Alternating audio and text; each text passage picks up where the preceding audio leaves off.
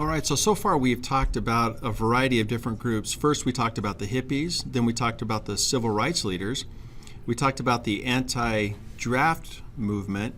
The last movement that I want to talk to is kind of a generic group that I'm going to kind of lump some things together. They were known, generally speaking, as the peace movement. Now, several of the arguments, there was a number of protests that happened, a lot of these that happened on college campuses. Some of the major arguments that those in the peace movement had against the war was that the North Vietnamese were fighting against a foreign aggressor, and we actually were the foreign aggressor. We were the ones that brought troops into Vietnam, and we were fighting. So from the perspective of the North Vietnamese, although they were communist, they were protecting their homeland and trying to kick a foreign country out of their country. And when you look at it from that perspective, it really is quite a very different war. There was tremendous environmental destruction that was happening in Vietnam.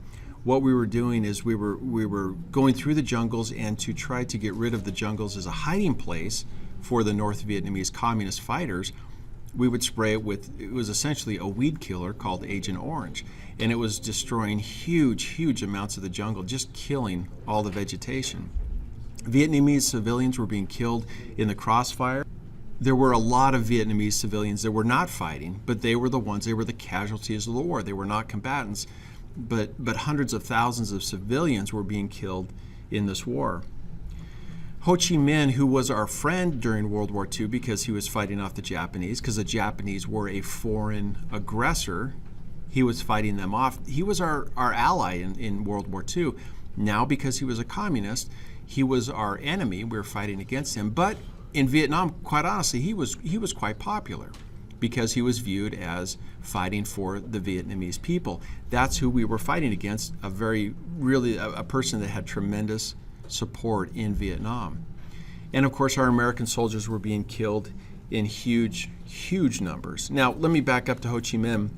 Not only was he very popular, but the South Vietnamese government, who we were supporting, were actually not that popular, and they really weren't that democratic. They were a corrupt military regime, and it was really we were not only having our troops on the ground, but the people we were supporting, the Vietnamese that we were supporting, were bad guys. So we were on the wrong team, definitely. And it was a very expensive war that was taking a tremendous amount of money to fight. And the peace movement argued that that money could be spent on building social programs here in America where American citizens themselves would benefit. We could make a stronger country here at home rather than spending the money overseas. So in a nutshell, that is the peace movement who are involved with the anti-war movement here in the United States.